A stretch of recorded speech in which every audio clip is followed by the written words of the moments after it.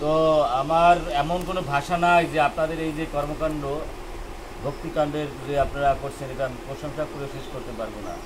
আবারও আপনাদের চরণে একটা ধন্যবাদ জানাই।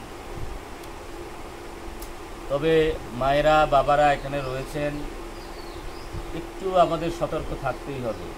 সেই সতর্কতার কি আমরা যেন কখনো বৈষ্ণব নিন্দা না করে ফেলি, কারণ আমরা যা নিন্দা করব আমাদের কোনো দোষ নাই। এই যে আমি নিজের কথা বলি, আমি তো একটা সালুনির মতো, তাই না? আমার অনেকগুলো ফুটা। আমি যদি সূর্য বলি এই সূর্য তোর পিছনে একটা ফুটা, এটা কি আমার ভালো কথা হলো? এর যা জ্বলন্ত দৃষ্টান্ত আপনার ভাগবত দিয়েছে, ভাগবতের মতো এত সুন্দর সিদ্ধান্ত আর কোথাও নাই। এই দেখেন, এই যে আমরা কেন নিন্দা করি জানেন? নিজকে আমরা বড় ভাবি, তাই অন্যকে ছোট নিন্দামন্দ করতে যাই। আমরা মান চাই বলেই নিন্দা করার সুযোগ আমাদের চলে আসে। আমাদের জন্য গীতা, আমি বারবার বলি, গীতা ভাগবতের একটা শব্দই যথেষ্ট, নির্মাণ মোহ। মোহগ্রস্ত হইও না, মান চাইও না। যদি আমরা মান চাই, ভক্তি জীবনে আমরা সিদ্ধি লাভ করতে পারবো না।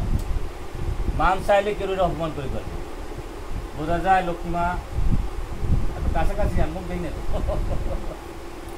তো এখন জিনিস ওমা একটু কাছাকাছি চলে আসি না দাদা। এখন দেখে কাণ্ডটা কি, দক্ষ রাজা, সে তো দক্ষ রাজাটা প্রজাপতি, আর শিব তো ভগবান। যখন ভগবান পাওয়া যায় না, ভগবানের শিব হয়ে যায়। ভগবান কোনো জড় বস্তু না, শিব ঠাকুর। তো বুঝুন শিবের মর্যাদা কতখানি। দক্ষের মনে রয়েছে যে আমার একটু মান দেব সবাই, আমি প্রজাপতি সৃষ্ট। আর সবাই চেয়ার সারি উঠছে, কিন্তু শিব উঠে না। ভগবান আর কি চেয়ার সারি কেন সম্বন্ধ লাগে নাকি? তো বলছে আমার জামাই উঠলো না কেন?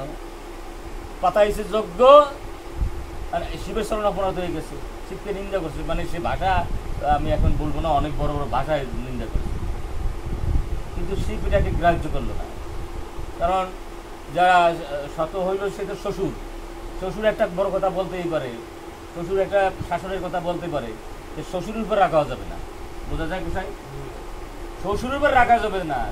শ্বশুর বাবা মা, শ্বশুর শাশুড়ি সবসময় আমার চেয়ে বড়। তারা অপরাধ করলো, সেই অপরাধ ধরা যাবে না। আমার মায়ের তো দেখি না, মা শ্বশুর শাশুড়ি ভগবান তুললো, আর অপরাধ করলো, ভগবানের অপরাধ আমরা ধরতে পারি? আমরা তারা অপরাধী করবো না, আমরা সবসময় নিজেরটাই অপরাধী ভাব। এখন যেহেতু এখানে শিব ঠাকুর রয়েছে জামাইয়ের ভূমিকায়, তাই না? শ্বশুরের মানে এটা ধরলো না সে। কিন্তু আমরা বৈষ্ণবা যদি অপরাধ করি, বৈষ্ণব যদি আমাদের সে অপরাধ নাও ধরে, ভগবান ছাড়ে না। ভগবানের চরণে অপরাধ করলে বৈষ্ণবরা রক্ষা করতে পারে, কিন্তু বৈষ্ণবের চরণে অপরাধ করলে ভগবানও রক্ষা করতে পারে না, বা করে না। বোঝা যায় বৈষ্ণব অপরাধ কতগুলি। এবং সেই বৈষ্ণব কারা? আমার পিতা মাতা বৈষ্ণব, নাহলে আইলাম কোথা? আমার শ্বশুর শাশুড়ি বৈষ্ণব, নাহলে ভক্ত জীবন পাইলাম করি। বোঝা যায় না? বোঝায়। সুতরাং এরা ভগবান সাদৃশ্য, এদের স্মরণে কখনো অপরাধ করা যাবে না।